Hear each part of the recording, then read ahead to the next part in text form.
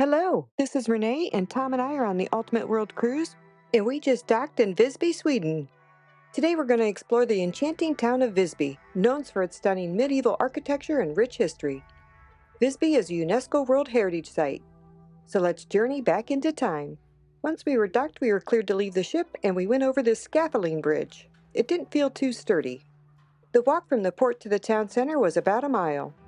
Visby's story begins in the Stone Age with the archaeological evidence of early settlements.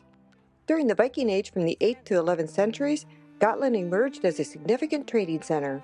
The islanders were known for their seafaring and trading skills, setting the stage for Visby's rise.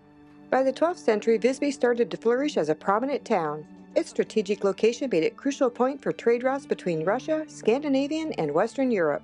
In the 13th century, Visby became a member of the Hanseatic League, a powerful confederation of merchant guilds and market towns. The membership brought immense wealth and political influence.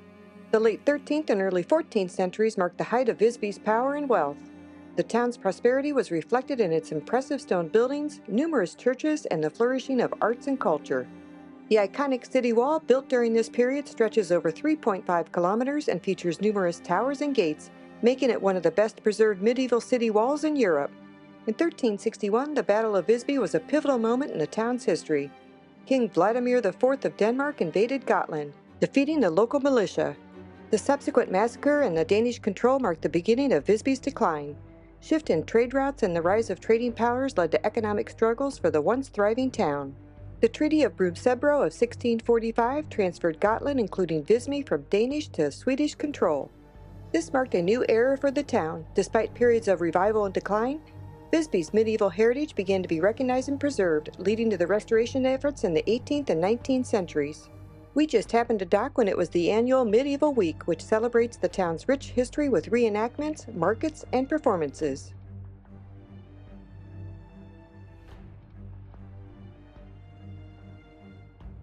Our first stop was the ruins of St. Hans and St. Per churches, built in the 13th century. The twin churches were massive and grand, showcasing the architectural prowess of the medieval period. In the 20th century, Visby's historical significance was officially recognized when it was designated a UNESCO World Heritage Site in 1995.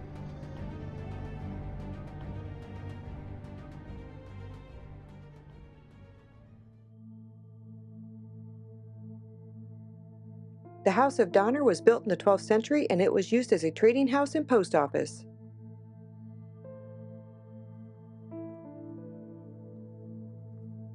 This is the back of Visby's Cathedral, and we will be visiting this shortly. As we continue to walk the town, you're going to see the Visby City Wall. It was constructed and took place in two distinct phases during the 13th and 14th centuries. Originally, the wall stretched over 3.6 kilometers or 2.2 miles. An impressive 3.44 kilometers or 2.14 miles on the wall remains intact as a testament to its enduring strength and resilience. The walls comprise of an array of 29 large towers and 22 smaller ones, providing a formidable line of defense for the town. Today, though, 27 towers and 9 smaller ones still stand. St. Nicholas Church was initially constructed around 1215 to 1220, which served as the parish church for the Germans in the northern parish of the city. Construction was halted when a fire broke out and severely damaged the church. The Dominican friars took charge of rebuilding the ruined church into the convent church, commencing in the middle of the 13th century. Unfortunately, in 1525, it faced a devastating attack in which the convent and church were set on fire by the city defenders. The church was never rebuilt after that.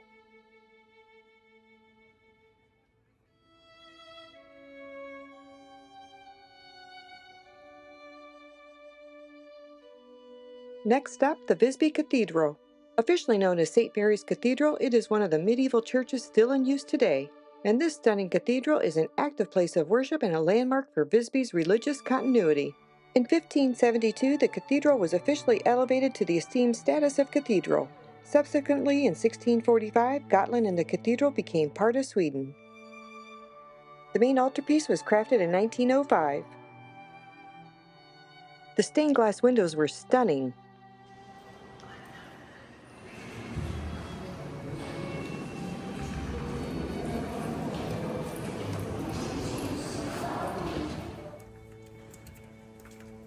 Next on our list of things to see is the Botanical Gardens. It was first laid out in 1855 by the Altruistic Gentlemen's Society. Since then, the garden has undergone multiple stages of development, with major renovation taking place in the 1930s. The Botanical Garden has gained a distinguished reputation for conserving rare plant species.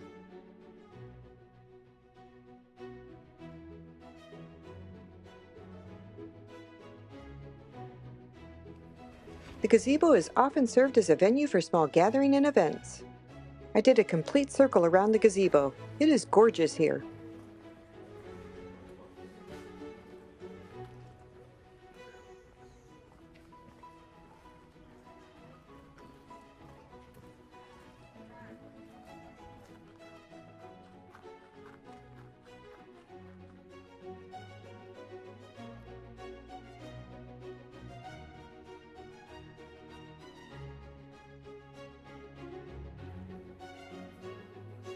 A wooden statue of Swedish botanist and zoologist Dr. Carl Linnaeus. In the Botanical Garden is St. Olaf's Church. It was named after the Norwegian king and St. Olaf II. It was also built in the 13th century. The medieval wall just kept going and going and going.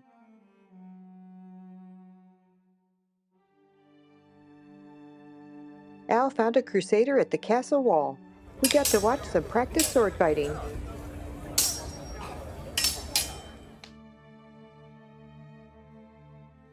The oldest saddle tower in Visby is part of the Visby city wall, which was built in the 13th century. The construction of the city wall, including its towers, began in 1250 and continued through the late 13th century.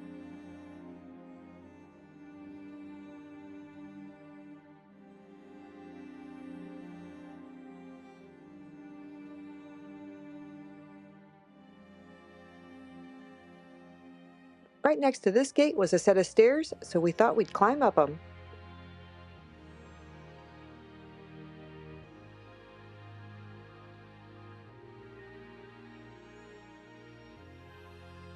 And then we found another set of stairs and thought we'd climb up those as well.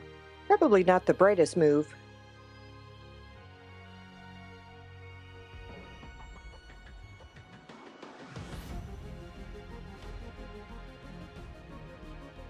But what a beautiful view!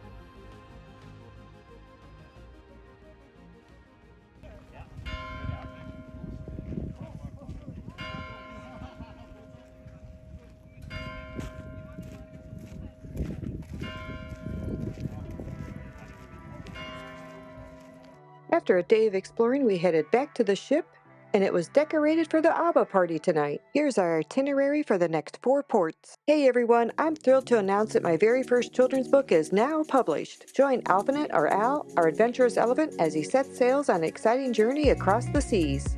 Can't wait for you all to meet Al and join him on his nautical adventures, and thank you all for your support, and I hope you and your little ones enjoy reading it as much as I enjoyed writing it. I'll leave a link in the description below. Happy reading! Make sure to like, subscribe, and ring that bell for more adventures from every corner of the globe. See you at the next port!